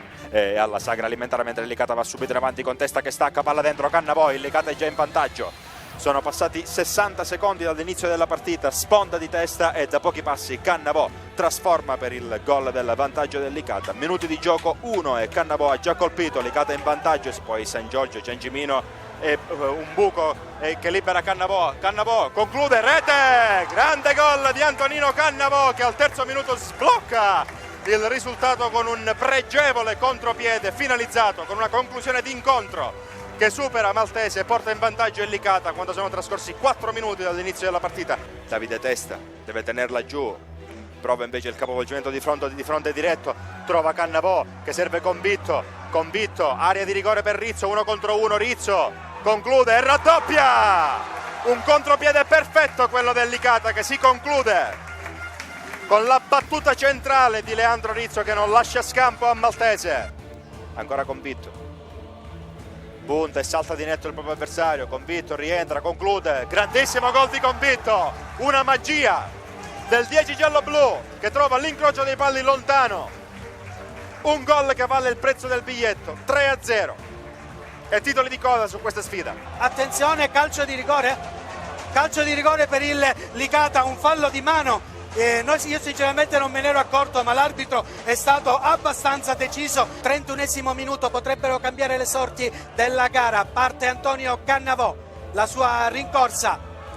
Cannavò il tiro e spiazza Costantino, Licata in vantaggio, Antonio Cannavò non sbaglia mai dal dischetto, 6° gol in campionato, capocannoniere dei giallo-blu attualmente, palla che passa, attenzione, deviazione, il palo e la palla resta lì, Chiavaro e il gol di Maltese, ha segnato Totò Maltese, il Licata ha raddoppiato su questa punizione di Convitto deviata sul palo, poi Chiavaro è riuscito a tenerla in campo e Maltese sulla linea praticamente ha fatto suo questo pallone dalle parti di Davide Testa che serve Convitto mette palla a terra, prova a ragionare, serve in profondità, Testa che supera l'intervento di Mione, Testa, attenzione l'occasione del terzo gol, Davide Testa, 3-0 il Licata stavolta la chiude, non c'è stato scampo con un contropiede da maestro organizzato prima da Convitto. Roberto Convitto, la palla passa, attenzione, è il gran gol di Roberto Convitto che non sbaglia, praticamente ha paralizzato il portiere sulla propria linea di porta, un gol all'incrocio dei pali che non ha lasciato scampo al portiere Costantino che allarga le braccia. No, ma perché tra l'altro anche dalla panchina sentivo che dicevano qualcosa a Chiavaro proprio per attenzione a Convitto. E 5-0, goleada del Licata, ormai è in goleada Castellammare in bambola.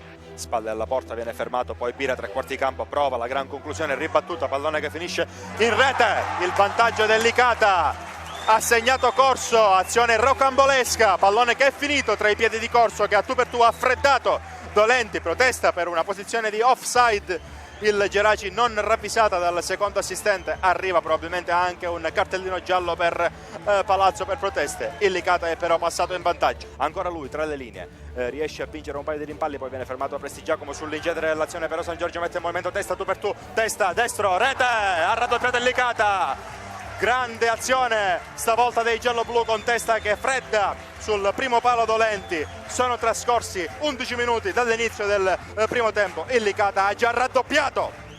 Fermato al limite dell'area Convitto. Grande conclusione, grande risposta di Dolenti. Convitto ancora sul pallone, diagonale, rete! 3-1 del Licata. Gol costruito da Roberto Convitto. Indomito dopo la prima respinta di Dolenti. Entra ancora d'incontro e realizza il gol del 3-1. Testa può puntare all'area di rigore, Testa entra in aria, salta il proprio avversario, Testa, rete e autogol, con ogni probabilità è autogol. L'ultimo tocco dovrebbe essere stato di Prestigiacomo, ma in Licata serve il poker. 4-1 per i gialloblu. Ripeto, psicologicamente il cielo è Licata all'interno del dattilo, visto i risultati delle ultime giornate. Attenzione al cross di Testa, Rizzo e gol! Il Licata passa in vantaggio, solo 6 minuti e la sblocca Leandro Rizzo, assist di Davide Testa, un pallone che ha trovato tutto solo Rizzo dalle parti di Tosto con un piattone, l'ha piazzata Cannavò di prima per Rizzo che può puntare Monforte, attenzione Rizzo, pallone di ritorno, Cannavò, la finta, la palla passa, Testa e c'è il raddoppio, il Licata, Antonio Cannavò 2-0, minuto 15, la raddoppiata Cannavò, un'azione tutta di prima, Convitto, la palla passa deviata e c'è il terzo gol del Licata, non esulta Roberto Convitto che segna il 3-1, il gol dell'ex non esulta ma è una liberazione. Dattilo un po' scoperto, attenzione Convitto scappa via, si ferma, pallone in mezzo per Rizzo e il 4-1, doppietta di Leandro Rizzo. Il cross sul secondo palo, ci arriva Convitto e arriva adesso il quinto gol, tutto sin troppo facile,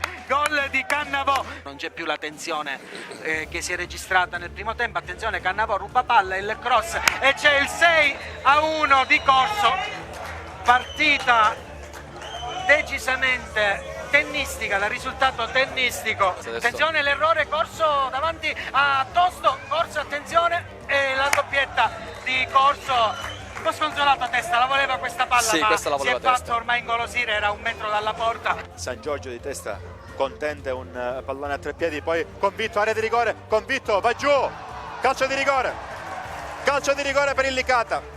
Convitto si stava preparando alla battuta, a quel punto avrebbe avuto soltanto Demiere di fronte a sé, fischia il direttore di gara, consueta rincorsa di Cannavò che guarda fino alla fine Demiere, il destro, la rete, il Licata la sblocca all'ultimo minuto del primo tempo con Antonino Cannavò, infallibile dal dischetto.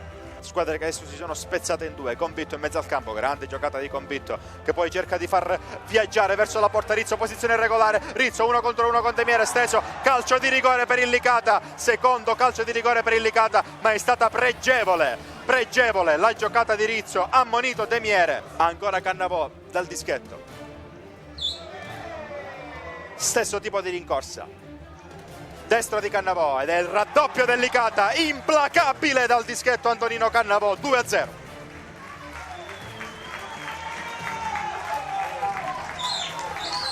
Se ne va Convitto, ne salta uno, ne salta due, entra in area di rigore, conclude di sinistro ed è una magia quella di Roberto Convitto che vale il 3-0. Ci ha abituato a queste giocate entrando da destra, ma è sempre un applauso continuo per Roberto Convitto che serve il tris. Riesca di complicarsi la vita, Maronk che perde questo pallone, Testa la mette, vediamo le proteste, c'è il calcio di rigore per un fallo di mano di Maronk ecco Cannavò che si appresta a battere la rincorsa. Cannavò, il tiro, la tocca soltanto Tarantino, e Cannavò per l'ennesima volta non sbaglia mai dal dischetto, passa il Licata in vantaggio. Sono nemmeno passati 7 minuti di gioco ed il Licata sblocca il risultato al Franco Lo Monaco. Antonio Cannavò, Rizzo prova a scappare via, palla verso Sidoti, la tiene Sidoti, prova il tiro al giro e c'è l'Eurogol di Sidoti che pareggia al minuto 75, cambia il risultato, la Parmonval perviene al pareggio, gran gol con un tiro a giro sul secondo palo. Attenzione, palla che perviene in area a Copuzza che prova a difenderla, la palla resta lì e c'è il gol della Parmonval, ha segnato Copuzza, difesa del Licata da rivedere quando siamo al minuto 86, cambia il risultato, la Parmonval è in vantaggio con Copuzza che è stato lasciato libero di stopparla, girarsi e calciare a rete. Amici sportivi, buon pomeriggio dallo stadio Dino Liotta, 13ª giornata del girone A di eccellenza, è un giorno importante per il campionato, si sfidano due delle prime tre della classe, prima contro terza al Dino Liotta, Licata e Sant'Agata. Può partire il cross di Giannataci, arriva all'altezza del dischetto del rigore, pallone che resta lì, viene colpito, viene impattato da Biondo, palla che però si alza, Testa che vince il contrasto con Scaffidi, punta all'area di rigore Davide Testa, conclude, Ingrassia respinge di piede, resta lì Rizzo, spara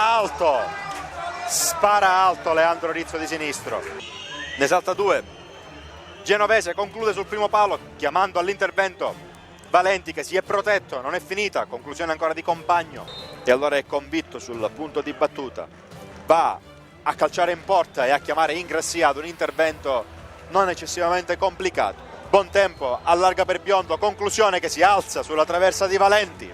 Davide Testa che penetra dalla sinistra, va giù ed è calcio di rigore per il Licata!